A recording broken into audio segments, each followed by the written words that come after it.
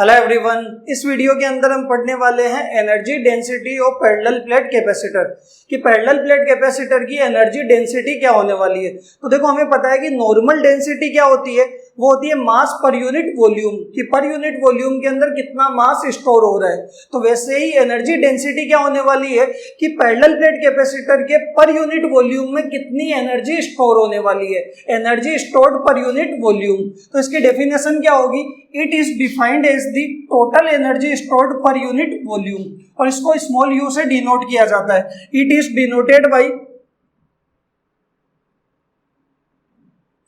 Small u, और small u इसका formula क्या होने वाला है, तो वो होगा एनर्जी स्टोर्ड कि पैरेलल प्लेट कैपेसिटर में कितनी एनर्जी स्टोर हो रही है पर यूनिट वॉल्यूम, और उसका वॉल्यूम कितना है।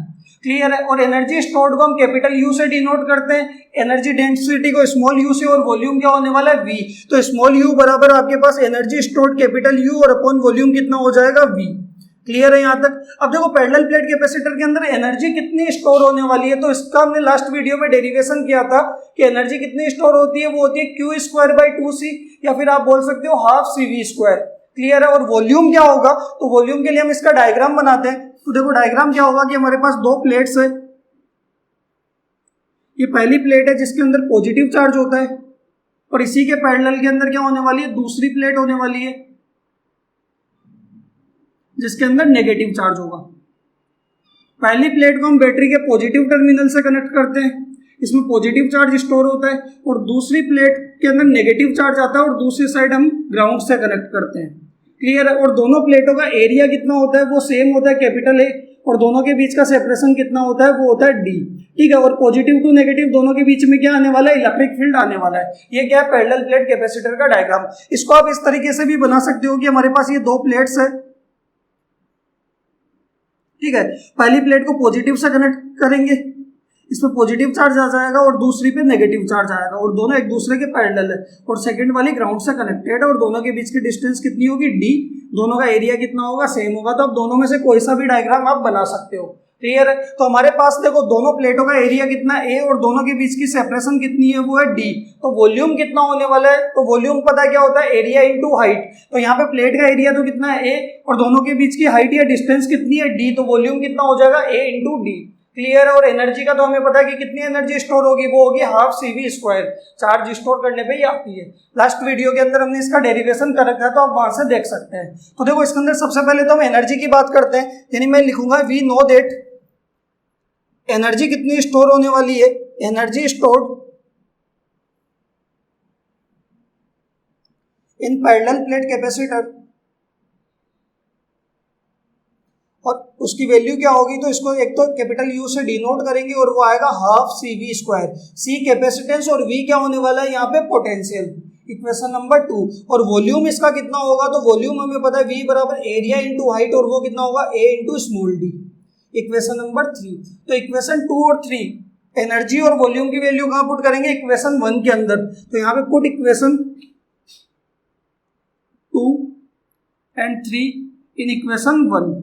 2 एंड 3 को 1 के अंदर पुट करेंगे तो हमारे पास एनर्जी डेंसिटी आ जाएगी हाफ CV स्क्वायर अपॉन में वॉल्यूम कितना, एरिया इंटू डिस्टेंस डी। ये हमारे पास क्या है, एनर्जी डेंसिटी। अब हमें पता है कि देखो, C क्या है यहाँ पे, capacitance of A parallel plate capacitor. ठीक है। और दोनों प्लेटों के बीच में क्या, एयर है। और V क्या है यहाँ पे, पोटेंशियल। तो सबसे पहले तो हम बात करते हैं कि इसका कैपेसिटेंस कितना होगा। तो यहाँ पे हम लिख सकते हैं कि वी नो दैट कैपेसिटेंस इसका होने वाला है C बराबर A epsilon not by D. ये कैपेसिटेंस होता है पैरेलल प्लेट कैपेसिटर का एयर के अंदर। और पोटेंशियल कितना होने वाला है, तो यहाँ से अगर आप देखोगे तो डी डिस्टेंस के अंदर इलेक्ट्रिक फील्ड कितना आया, वो है E। और पोटेंशियल और इलेक्ट्रिक फील्ड के अंदर रिलेशन होता है, वो क्या होता है, E बराबर dV by dx। Electric field होता है वो पोटेंशियल ग्रेडियंट के बराबर होता है। तो यहाँ पे इलेक्ट्रिक फील्ड आया डी डिस्टेंस में, तो पोटेंशियल कितना डेवलप होगा, तो वो होगा कि E बराबर V बाई डी। क्लियर है। तो यहाँ से पोटेंशियल निकालेंगे तो क्या लिख सकते हैं, E इंटू डी। तो यहाँ पे आपके पास आप लिख सकते हो कि पोटेंशियल की वैल्यू होने वाली है electric field into distance D. और यहाँ इसको मान लेते हैं इक्वेशन नंबर 4। तो इक्वेशन 4 के अंदर C और V की वैल्यू पुट करेंगे तो एनर्जी डेंसिटी क्या आने वाली है, तो यहाँ पे लिखेंगे फ्रॉम इक्वेशन 4 स्मॉल u बराबर हाफ C की जगह पुट करेंगे A epsilon not by D, v की जगह पुट करेंगे e इंटू, और v का स्क्वायर है तो e इंटू डी का स्क्वायर, और अपॉन में कितना आएगा a इंटू डी। क्लियर है? तो यहाँ से एनर्जी डेंसिटी आपके पास आ जाएगी half a epsilon not e square D square, और डिवाइड में क्या है d, और ये मल्टीप्लाई में क्या आएगा a इंटू डी। तो आप देखोगे d into D, D square, और ये डी स्क्वायर से ऊपर डी स्क्वायर क्या हो जाएगा, कैंसिल हो जाएगा। सेम अगर आप देखोगे एरिया a और a से a भी क्या हो जाएगा, कैंसिल हो जाएगा। तो एनर्जी डेंसिटी आएगी हाफ, यहाँ पे ऊपर बच रहा है एप्सिलॉन जीरो और e स्क्वायर। ये हमारे पास क्या है, energy density half epsilon zero e square. अगर आप यहाँ पे देखोगे तो हाफ और एप्सिलॉन जीरो तो क्या है, कांस्टेंट है। तो एनर्जी डेंसिटी किस पे डिपेंड कर रही है, वो इलेक्ट्रिक फील्ड के स्क्वायर के डायरेक्टली प्रोपोर्शनल है, यानी इलेक्ट्रिक फील्ड पे एनर्जी डेंसिटी डिपेंड कर रही है। बताओ क्लियर है यहाँ तक? तो एनर्जी डेंसिटी हमारे पास कितनी है, half epsilon zero e square. और एनर्जी कितनी स्टोर होती है पैरेलल प्लेट कैपेसिटर में, तो वो होगी हाफ CV स्क्वायर। तो बताओ क्लियर है यहाँ तक? तो ये हमारे पास energy density of parallel plate capacitor half epsilon zero e square.